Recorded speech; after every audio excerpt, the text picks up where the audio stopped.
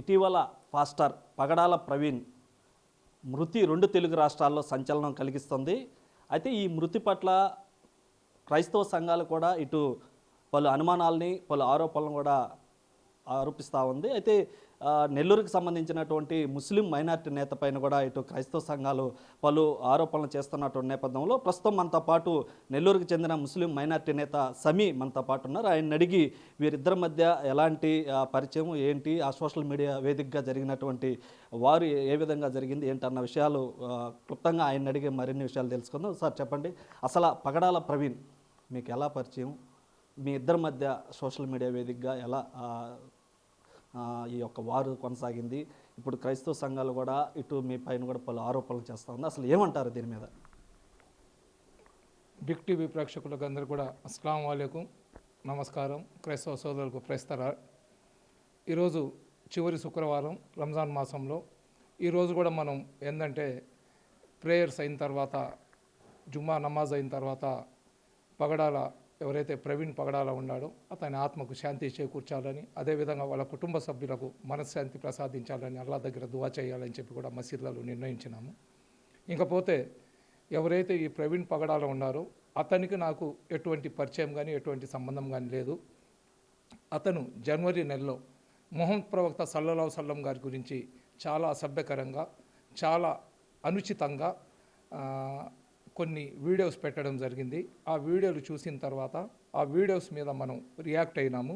React అయినప్పుడు అతను చెప్పిన మాటలు ఏ విధంగా ఉన్నాయంటే, అసలు ఇన్ని మాటలు విన్న తర్వాత కూడా మనం ఎందుకు బ్రతికి ఉన్నాము అనే భావన ప్రతి ఒక్కరిలో, ప్రతి ముస్లింలో కలుగుతుంది. కాబట్టి అతను చేసింది తప్పు. ఈరోజు భారతదేశంలో మనం క్రైస్తవులు, ముస్లింలు ఎవరైతే మైనార్టీ వర్గాలని పిలువబడుతున్నాయో గత 10-15 సంవత్సరాల నుంచి మా మీద జరుగుతున్న దాడులు కానివ్వండి, మా మీద జరుగుతున్న దాష్టికాలను మనం దిగమింగుకొని క్రైస్తవులకు, ముస్లింలను కలుపుకొని మనమందరం కూడా పోరాటం చేయాలని ఒక పక్క ప్రయత్నం చేస్తుంటే, ఇతను ఇటువంటి వ్యాఖ్యలు చేసినందుకు చాలా కోపం వచ్చింది అతని మీద.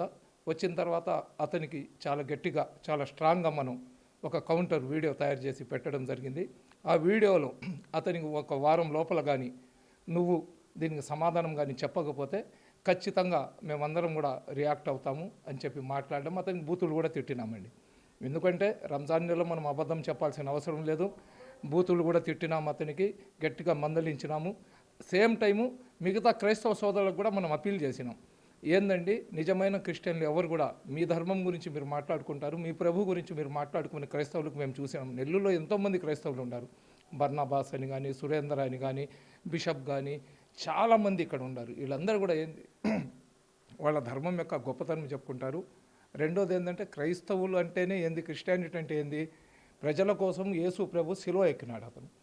అతని కోసం కాదు, అతను పాపులను రక్షించడానికి, సమాజంలో ఉన్న ప్రతి ఒక్కరికి సరైన మార్గంలో పెట్టడానికి అతను త్యాగాలు చేసిన అటువంటి పవిత్రమైన క్రిస్టియానిటీ ధర్మంలో చాలా పవిత్రమైనదని క్రిస్టియన్లు చెప్పుకుంటుంటారు. అటువంటి పవిత్రమైన ధర్మంలో ఉండి నువ్వు మొహమ్మద్ ప్రవక్త గారి గురించి మాట్లాడడం అది సరైన పద్ధతి కాదు అని చెప్పి స్ట్రాంగ్గా కౌంటర్ ఇచ్చినాం. అదేవిధంగా ఖురాన్ కూడా మాకేందంటే, ఎవరైతే యేసు ప్రభు ఉండారో, జీసస్ గారు ఉండారో, అతను కూడా అకార్డింగ్ టు ఖురాన్ మాకు ఒక ప్రవక్త. ఆ ప్రవక్త గురించి మనం ఏం చెడుగా మాట్లాడలేం. అతన్ని అసలు యేసు ప్రభు ప్రవక్త కాదని మేము చెప్తే మేము నరకానికి పోతాం. ఇస్లాం ధర్మం మాకు అది నేర్పించింది. కాబట్టి అతనికి గట్టిగా కౌంటర్ ఇచ్చినాం. ఇచ్చి ఒక వారం లోపల మీరు కానీ క్షమాపణ చెప్పకపోతే మీ కోపంలో చెప్పే మాటలు మేము చెప్పినాం. దాని తర్వాత అతను ఏం చేశాడంటే, మా వీడియో వచ్చిన 3వ రోజే ఒక పోస్ట్ పెట్టినాడు. ఏదైతే సమీ ఉన్నాడో అతను వాళ్ళ మనుషుల వల్ల వ్యంగ్యంగా ఒక పోస్ట్ పెట్టినాడు. పెట్టి నేను మీకు క్షమాపణ కోరుకుంటాను అన్నాడు. దాని తర్వాత నెల్లూరు నుంచి చాలామంది క్రైస్తవ సోదరులు కూడా ఈ సబ్జెక్ట్ మీద రియాక్ట్ అయిన తర్వాత అతను క్షమాపణ చెప్పుకుంటూ వీడియో పెట్టాడు. క్షమాపణ 3 నిమిషాలు చెప్పాడు. మళ్ళీ ఒక 15 నిమిషాలు అతను మళ్ళీ అతని పాత పాటే పాడినాడు. సరే ఏమైనా కానివ్వండి, క్షమాపణ చెప్పాడని చెప్పి అంతవరకు బిట్ కట్ చేసి నా సోషల్ మీడియాలో పోస్ట్ చేసి, ప్రవీణ్ పగడాల గారు మొహమ్మద్ ప్రవక్త మీద చేసిన వ్యాఖ్యలకు క్షమాపణ కోరుకున్నాడు కాబట్టి ఇంతటితో ఈ సమస్యను వదిలేయండి అని చెప్పినా అక్కడికి అయిపోయింది, మనం మర్చిపోయినాం. దాని తర్వాత అతను ఎవరో నాకు తెలియదు, నేనెవరో అతనికి తెలియదు, అతను నాకు ఫోన్ చేయడం కానీ, నేను అతనికి ఫోన్ చేయడం కానీ ఇటువంటి సంఘటనలు ఏం జరగలేదు.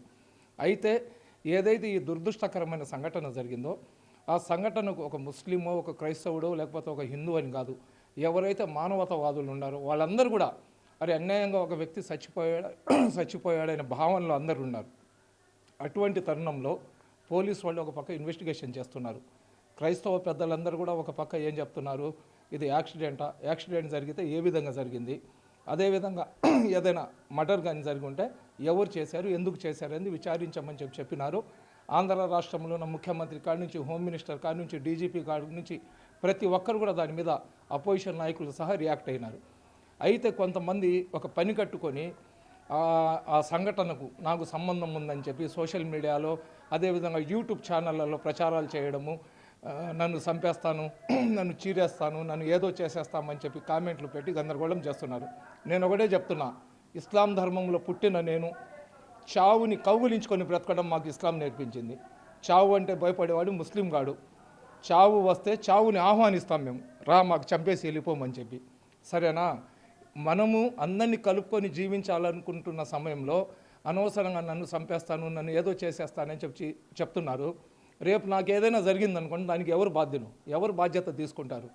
ఈరోజు అన్ని ఛానళ్ళలో నన్ను ఒక విలన్ లాగా, ఒక దయ్యంలాగా, ఒక రాక్షసులాగా నాకు చిత్రీకరించే ప్రయత్నం చేస్తున్నారు. ఇప్పుడు అతను చనిపోయిన వ్యక్తి గురించి మనం చెడుగా చెప్పకూడదు, కానీ అతని వీడియోస్ ఏదైతే ఉన్నాయో అది మొత్తం చూడండి. అదేవిధంగా మార్చి నెల 2వ తేదీ ఎవరో ఊఫర్ గారో ఎవరో ఒక వేరే చర్చికి సంబంధించిన వ్యక్తి ఇతనికి చంపేస్తాడని కూడా ఒక పోస్ట్ పెట్టున్నాడు. ఆ పోస్ట్ గురించి ఎందుకు మాట్లాడటం లేదు? నేను ముస్లిం కాబట్టి, నేను ముస్లిం సామాజిక వర్గానికి చెందిన వ్యక్తి కాబట్టి ప్రతి ఒక్కరు రాళ్ళు వేయడానికి ముస్లింలే దొరుకుతారా? ఈరోజు అందరు కూడా మా ముస్లిం కమ్యూనిటీకి చెందిన అందరూ కూడా మనం కూడా ఒక 4-5 వేల మంది పోయేసి రోడ్డు మీద కూర్చొని ధర్నా చేద్దామన్నారు. కానీ ఇన్వెస్టిగేషన్లు ఉన్నప్పుడు అటువంటి కార్యక్రమాలు చేయడం కరెక్ట్ కాదు. రంజాన్ నెలలో అసలు అది కరెక్ట్ కాదనే ఒక ఆలోచనతో మేము కూడా వద్దు, పోలీసు వాళ్ళు విచారిస్తున్నారు, వాళ్ళ దగ్గర నుంచి క్లుప్తంగా ఎవరు తప్పు చేస్తే వాళ్ళని పోలీసు వ్యవస్థ బయటికి తీసేస్తుంది. ఎందుకంటే పోలీసులు అనేవాళ్ళు అమాయకులేం కాదు. ప్రపంచంలో ఏం జరిగినా కానీ ఉన్న టెక్నాలజీకి 10 నిమిషాలు పట్టుకోగలుగుతారు. పోలీసు వాళ్ళు ఎందుకు తాస్కారం చేస్తున్నారో, వాళ్ళ ఇన్వెస్టిగేషన్లో భాగంగా వాళ్ళు ఎందుకు లేట్ చేస్తున్నారో దాని గురించి మనం ప్రశ్నించే హక్కు మనకు లేదు. అయితే మరోపక్క మీరు ఇటు క్రైస్తవ సంఘాల్లో మీకు చాలామంది పరిచయస్తులు ఉన్నారని అంటున్నారు. దాంతోపాటుగా అంటే అందరూ కాదు, కొంతమంది కొన్ని క్రైస్తవ సంఘాలు మాత్రమే మీ మీద ఆరోపిస్తున్నాయి. వీళ్ళకేం చెప్తారు? నేను అదే చెప్తున్నాను, నేను తప్పు కానీ చేసి ఉంటే, మీ దగ్గర సరైన ఆధారాలు కానీ ఉంటే మీరు నేరుగా తీసుకొని పోయి డీజీపీ గారి దగ్గర ఇవ్వండి. నేను కానీ తప్పు చేసి ఉంటే నేను శిక్ష తప్పు చేసినవాడు ఖచ్చితంగా శిక్ష అనుభవించాలా. ఏంది చీమనో దోమనో పురుగునో కాదు, ఒక మనిషిని చంపేశానని నింద చేయడం ఏంది? నా బిడ్డలు, నా సంసారము, నా బంధుమిత్రులు అందరూ కూడా ఈరోజు అలజడి గురి అవుతున్నారు. కమ్యూనిటీలో ఒక డిస్కషన్ వచ్చేస్తుంది. ఇంట్లో నుంచి నేను బయటకు వెళ్తుంటే మా ముస్లిం పెద్దలందరూ కూడా నువ్వు ఎక్కడ వెళ్ళబాకు, ఎవరో ఒకరు వచ్చి నీకు ఏదైనా చేసేస్తే ఎలాగని చెప్పి నాకు చెప్తున్నారు. కాబట్టి నేను ఖచ్చితంగా మీ దగ్గర ఆధారాలు ఉంటే పోలీసు వాళ్ళకి ఇచ్చి నన్ను అరెస్ట్ చేయించేయండి. మీ దగ్గర నేను ఏదో తప్పు చేసినట్లు ఆధారాలు లేనప్పుడు నా మీద అనవసరమైన నిందలు వేసి మీరు ఏం చేయాలనుకుంటున్నారు? ముస్లింలకు క్రైస్తవులకు తగ్గు పెట్టాలనుకుంటున్నారా? ఈ ఫేస్బుక్లో, వాట్సాప్లో కెమెరా ముందర మాట్లాడే హీరోలు కొంతమంది ఉంటారు.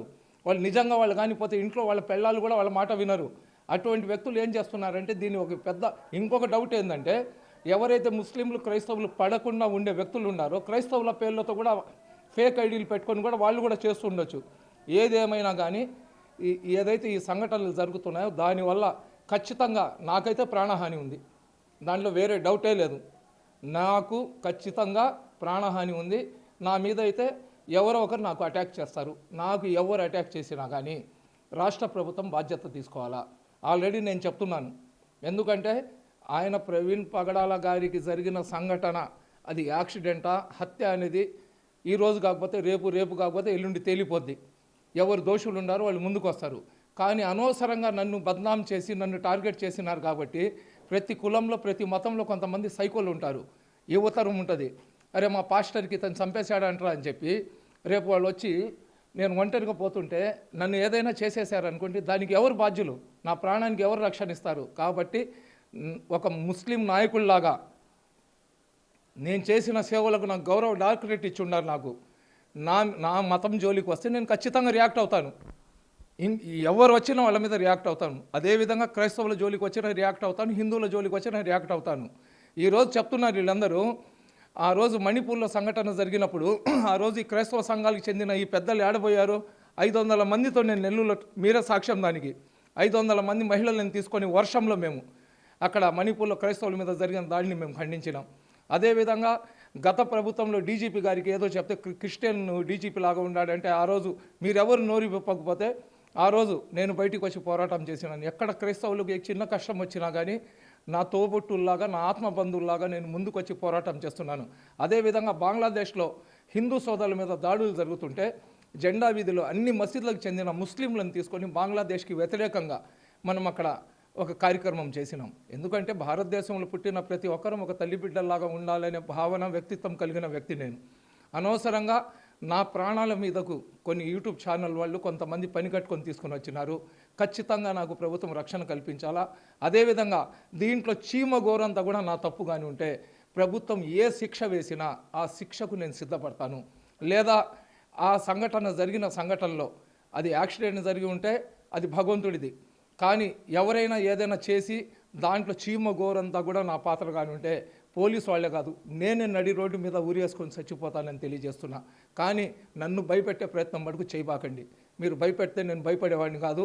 మీరు గుడ్లు బయటికి తీసి ఏదో చించేస్తానంటే ఇంట్లో దాక్కునేవాడిని కాదు. నేను ఒంటరిగానే తిరుగుతున్నా. కానీ నాకు ఏదైనా జరిగితే మటుకు దానికి బాధ్యత మటుకు రాష్ట్ర ప్రభుత్వం, రాష్ట్ర డీజీపీ గారు తీసుకోవాలా. వాళ్ళే నాకు సెక్యూరిటీ కల్పించాలా. నాకు సెక్యూరిటీ కానీ కల్పించకపోతే నా కమ్యూనిటీలో కూడా చాలామంది మేము కూడా రోడ్డు మీదకి వచ్చి నీకు జరిగే అన్యాయానికి మేము నిలదీస్తాం. గత ప్రభుత్వంలో మైనార్టీ సమస్యల మీద నేను అడిగినందుకు జగన్మోహన్ రెడ్డి గారు అన్యాయంగా నా మీద అక్రమ కేసులు పెట్టి పీడీ యాక్టులు నాకు లోపలేశారు. అది అందరికీ తెలుసు. తెలుగుదేశం ప్రభుత్వం వచ్చిన తర్వాత మైనార్టీలకు రక్షణ ఇస్తుందంటే అనవసరంగా నన్ను చంపడానికి సిద్ధమవుతుంటే నన్ను రక్షణ తెలుగుదేశం పార్టీ కలిగించాల్సిన బాధ్యత తెలుగుదేశం పార్టీ పైన ఉంది. నేను తెలుగుదేశం పార్టీకి అదే డిమాండ్ చేస్తున్నా. ఇటు మీరు రాష్ట్ర ప్రభుత్వం నుంచి కూడా కోరుతా ఉన్నారు. అదేవిధంగా రాష్ట్ర ప్రభుత్వానికి సంబంధించి చంద్రబాబుకు కూడా లేఖ రాశారని తెలుస్తుంది. ఆ లేఖలో ఏమని రాశారు, ఏం పొందుపరిచారు? మీకు అక్కడి నుంచి ఏదైనా లెటర్ రావడం కానీ అక్కడి నుంచి హామీ ఇవ్వడం కానీ ఏదైనా జరిగింది? చూడండి, మేము ముస్లింలకు క్రైస్తవులకు చచ్చిపోయిన తర్వాత సానుభూతి చెప్పడానికి వస్తారు తప్ప అదే మేము అగ్రకులాలకు చెందిన ఒక రెడ్డి గారు, చౌదరి గారు కానీ ఉంటే ఈ పార్టీకి మా ఇంటి దగ్గర 4 గన్మెన్లు వచ్చేవాళ్ళు. నేను ఒక ముస్లిం కదా, నాకు ఏదైనా ఈ చచ్చిపోయిన తర్వాత అప్పుడు సానుభూతి తెలుపుతారు. నాకు ప్రభుత్వం న్యాయం చేస్తుందని నమ్మకం లేదు.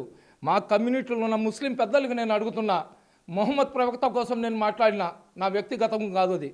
నన్ను తిడితే నేను క్షమిస్తా, కానీ నా ప్రవక్త ఎవరు తిట్టినా నేను క్షమించను. కానీ ప్రవక్త మీద అభిమానం ఉన్న ముస్లింల కళ్ళు తెరవండి. మైనార్టీలకు జరుగుతున్న అన్యాయం మీద గలం ఎత్తడానికి సిద్ధం కాండి. నేను బ్రతికి ఉన్న పోరాటం చేస్తా. ఒకవేళ నన్ను ఎవరైనా చంపేసినా కానీ నా మీద జరిగిన అన్యాయం కోసం మీరు గలం ఎత్తడానికి సిద్ధం కాండి.